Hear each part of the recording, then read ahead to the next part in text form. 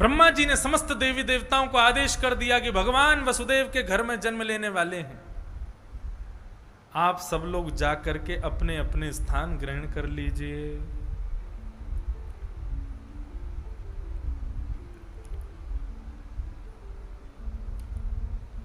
इस प्रकार सब लीलाएं चल रही थीं। सूरसेन मंडल के राजा हैं राजा सूरसेन, और सूरसेन राजा के पुत्र का नाम है वसुदेव।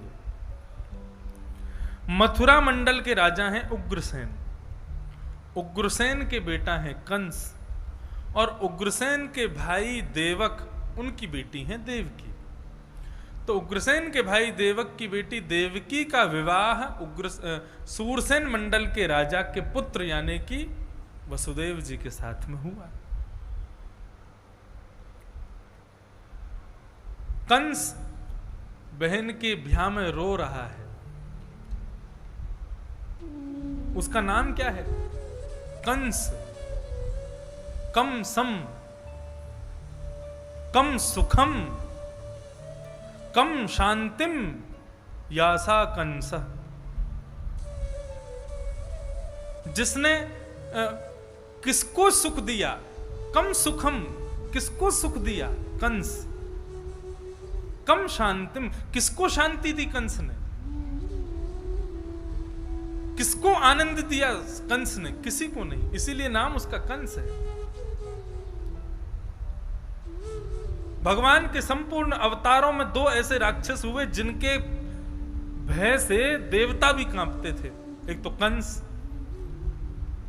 कंस के पास में परशुराम जी के द्वारा दिया गया जो धनुष है, शिव धनुष, वो उसके बल पर देवताओं की भी महाराज हालत खराब करके रखता है। ऐसा वर्णन भागवत में ही है। ऐसे हुआ रावण।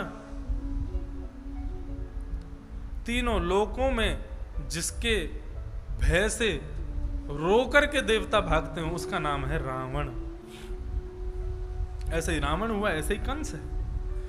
तो जब कंस अपनी बहन की विदाई में रो रहा था तब आकाश मार्ग से देवता बोले, ये कंस रो रहा है? बोले हाँ रो रहा है। कैसे?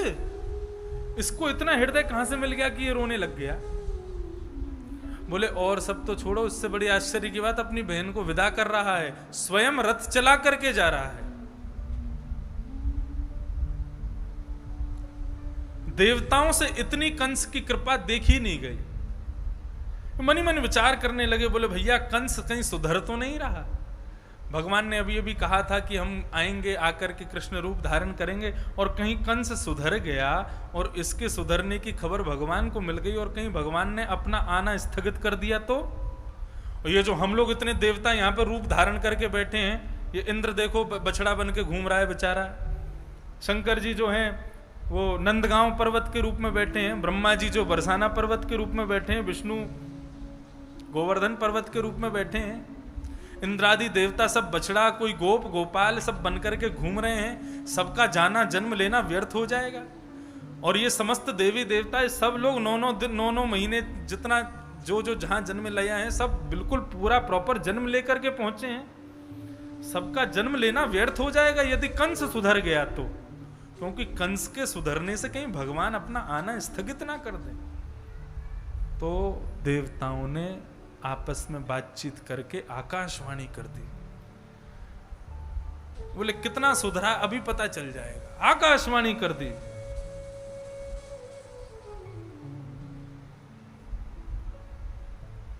हे कंस, तुम जिस अपनी बहन को विदा करने के लिए जा रहे हो, उसी बहन का अष्टम गर्भ तुम्हारा काल होगा। देवकी का अष्टम गर्भ काल होगा। देवताओं की आकाशवाणी सुनकर के कंस रौद्र रूप में आ गया, रथ को एक किनारे लगा दिया। भयभीत देवकी और वसुदेव बैठे हैं। तुरंत अपनी तलवार निकाल ली है और निकाल करके देवकी के केश पकड़े। जैसे ही मारने को आतुर हुआ, वसुदेव जी ने हाथ जोड़ दिए, बोले कंस ऐसा मत करो, इसको मारने से तुम्हारा कुछ नहीं होगा। क्योंकि मृत्यु तो जन्म लेने वाले की होती ही है। तुम यदि ये सोच रहे हो कि इसको मारने से तुम्हारी मृत्यु रुक जाएगी, तो मृत्यु वही प्राणी नाम ध्रुव, सबसे बड़ा अकाट्य सत्य है मृत्यु। तुमने जन्म लिया है इसीलिए तुम खड़े हो, तो मृत्यु तो तुम्हारी होगी, लेकिन देवकी को मारने से तुम्हारी मृत्यु टल जाएगी, ऐसा नहीं होगा।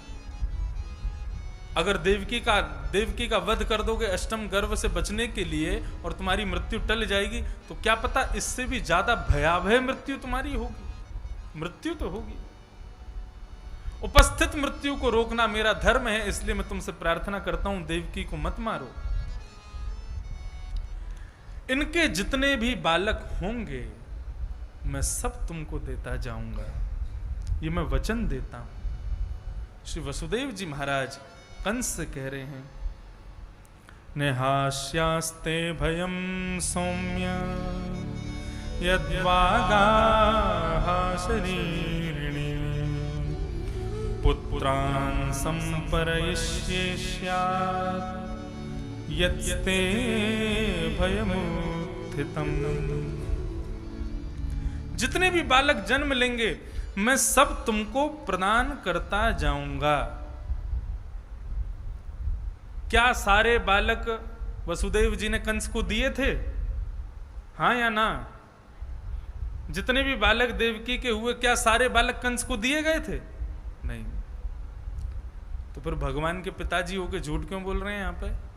यहां पे कह रहे हैं कि मैं सारे बालक आपको देता जाऊंगा। इसलिए झूठ नहीं बोल रहे क्योंकि वो संस्कृत में बोल रहे हैं। ऐसा नहीं है कि कंस को संस्कृत नहीं आती थी, लेकिन संस्कृत का एक स्वरूप है कि आप पूरा छंद बोलो, पूरा श्लोक बोलो, उसमें 9 शब्द प्रारंभ में यदि आ जाए और उसका अर्थ आप किसी भी प्रकार से करना चाहो और पूरे अर्थ को आप 9 के भाव से यदि करेंगे तो वो हो जाएगा कि नहीं होगा ऐसा। इस प्रकार से उसका उत्तर प्रत्युत्तर प्रकट हो जाएगा। अब यहां पर श्री वसुदेव जी महाराज कह रहे हैं, न्यहास्यते भयम सौम्य यद वागाः शरीरिणः, मैं तुमको सारे बच्चे दूंगा, जितने भी होंगे सब दूंगा। लेकिन 9 शब्द को पहले दे दिया, इसका मतलब वो क्या कहना चाह रहे हैं? बोले भयामुत्थितम, जिससे तुमको भय है, जिससे तुम डर रहे हो, उसको न तुमको नहीं दूंगा। सारे बच्चे दूंगा, लेकिन जिससे तुम भयभीत हो वो तुमको नहीं दूंगा। अब कंस ने 9 शब्द नहीं सुना, बाकी सुन लिया कि सारे बच्चे देंगे। लेकिन यहां पर वसुदेव जी अर्थ तो ऐसा लगा रहे थे सब बच्चे देंगे, लेकिन जिससे तुमको भय मतलब अष्टम गर्भ, वही तुमको नहीं मिलेगा, बाकी सब मिलेंगे। कंस ने इस बात को सुनकर के वसुदेव देवकी को मुक्त कर दिया। बोले जय हो वसुदेव जी, आपकी वाणी पर मुझको पूर्ण विश्वास है, मुझे आप झूठ नहीं बोल सकते। आप दोनों को मैं क्षमा करता हूं, अब आप मुक्त होकर के खूब घूमिए। वसुदेव जी के यहां प्रथम बालक ने जन्म लिया। जन्म लेते ही वसुदेव जी उस बालक को लेकर के कंस के पास पहुंचे तो कंस के भीतर फिर से दया प्रकट हो गई। बोले मेरा पहला भांजा है, इसको मैं कैसे मार सकता हूं? इसकी मृत्यु मेरे हाथों कैसे हो सकती है? मेरा काल तो अष्टम गर्भ है, आप केवल 8वां बालक मुझको दीजिएगा, बाकी के सब अपने पास रख लो, मैं छूट देता हूं, मैं दया करता हूं आप पर। वसुदेव जी बालक लेकर के घर आने लगे। देवता फिर से सोचने लगे कंस कहीं फिर से तो नहीं सुधर रहा। तब नारद जी महाराज को भेजा। नारद जी महाराज ने आकर के कहा, बोले अरे कंस ये तुमने क्या किया? बालक को छोड़ क्यों दिया? बोले कि अरे महाराज देवताओं ने कहा था अष्टम गर्भ मेरा काल होगा। बोले अष्टम गर्भ काल होगा, इसका मतलब पहले से 8वां कोई भी मार देगा तुमको, किसी को भी मत छोड़ो। कंस ने तुरंत सैनिकों को भेजा, भेज करके प्रथम बालक की हत्या कर दी। उग्रसेन राजा ने जब इस बात के लिए कंस को डांटा तो पकड़ करके उनको भी जेल में डाल दिया। अब कंस स्वयं राजा बन गया। जैसे ही राजा बना महाराज पूरा मंत्रिमंडल बदल दिया उसने। अब स्वयं राजा है तो अपना मंत्रिमंडल बनाएगा। श्रीमद् भागवत में वर्णन है। प्रलंबासुर को खेल मंत्रालय दे दिया, तुम खेल मंत्री बन जाओ। चाणूर मुष्टिक चाणूर जिनका भगवान से युद्ध हुआ, चाणूर को विकास मंत्रालय प्रदान किया, तुम विकास करो मथुरा का।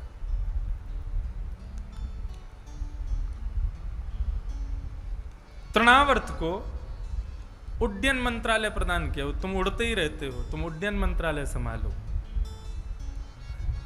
मुष्टिक को विदेश मंत्रालय दे दिया, विदेश में जा जाकर के दिग्विजय करने के लिए बड़े बड़े महावीरों सूरपतियों को लेकर के मेरे पास लेकर के आना। अरिष्टासुर को स्वास्थ्य मंत्रालय प्रदान किया, पूतना को बाल विकास मंत्रालय और महिलाओं का मंत्रालय प्रदान किया। धेनुकासुर को वन विभाग दे दिया। इस प्रकार कंस ने अपने समस्त राक्षस दैत्यों के समस्त मंत्रिमंडल को बांट दिया। अब पूरे ब्रजमंडल क्या, पूरे नगर पर कंस का राज्य है।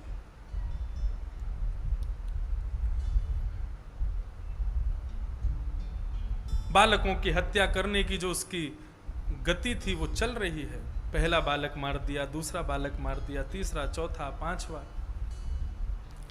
छठवां बालक मारते ही सातवें बालक के रूप में भगवान शंकरषण पधारे। भगवान ने योग माया को आदेश किया कि भैया ये शंकरषण हैं, हमको भी स्वयं के ऊपर धारण करते हैं। कहीं प्रकट होते इन्होंने ही कंस को मार दिया तो फिर जो काम हमको करना है वो यही कर देंगे। इससे पहले क्या करो, बोले इनको रोहिणी के गर्भ में पहुंचा दो। योग माया के उस कृत्य से भगवान शंकरषण यानी बलराम जी रोहिणी के गर्भ में पहुंचे। अब अष्टम गर्भ जन्म लेने वाला है। कंस ने खूब बढ़िया व्यवस्था की है, दुगने दुगने ताले लगाए हैं, 2-2 सैनिक बैठा दिए हैं, कहीं से भी मेरा 8वां गर्भ निकल ना जाए। ऐसा वर्णन है कि पहले तो कंस ने छोड़ दिया था देवकी वसुदेव को, लेकिन जब 8वां बालक होने वाला था उससे पहले पुनः कारागृह में डाल दिया। बोले अब 8वां होने वाला है तो तब तक आपको रहना पड़ेगा, क्योंकि मेरा काल है वो। पूर्ण व्यवस्था की है कंस ने अपने आप को बचाने की।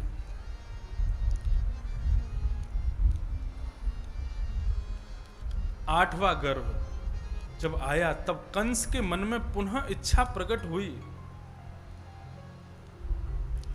कि 8वां गर्भ कहीं जन्म लेते ही अंतर्ध्यान ना हो जाए, अंतर्ध्यान होके मेरी मृत्यु ना कर दे। पुनः देवकी को मारने की इच्छा प्रकट हुई, या किसी ने कहा कंस से जाकर के, तो कंस के मन में यह भावना प्रकट हुई कि नहीं, मैं ऐसा नहीं कर सकता। उस समय कंस के जो भाव हैं वो सुनने योग्य बात है। क्या कह रहा है कंस? स एष जीवन खलु संपरेतो वर्तेत योत्यननं शशंसितेन देहे मृते तम मनुजा सपन्ति गंता तमोन्धम तनुमानिनो ध्रुवम। कंस कहता है स्त्री को मारना नहीं चाहिए, स्त्रियाः सर्व गुरु मर्त्या वधोयम। पहली बात तो स्त्री को मारना ही नहीं चाहिए, और स्त्री भी अपनी बहन हो और बहन भी गर्भवती हो, ऐसा पाप कभी नहीं करना चाहिए, कंस कहता है। और ऐसा जो व्यक्ति करता है, बोले देहे मृते तन मनुजा सपंती, उसके मरने के बाद मानव उसको श्राप देते हैं, बोले तेरे जैसा बालक दोबारा कभी जन्म नहीं लेना चाहिए। गंता तमोन्धम तनुमानिनो ध्रुवम। ये अकाट्य सत्य है कि इस प्रकार से माता बहनों पर हाथ उठा करके अपने बल का प्रदर्शन करने वाला व्यक्ति वो जब मरता है तो लोग शाप देते हैं कि तेरे जैसा फिर दोबारा कभी राक्षस जन्म ना ले। कंस के हृदय में यह भाव प्रकट हुआ, बोले नहीं, मैं देवकी को नहीं मारूंगा।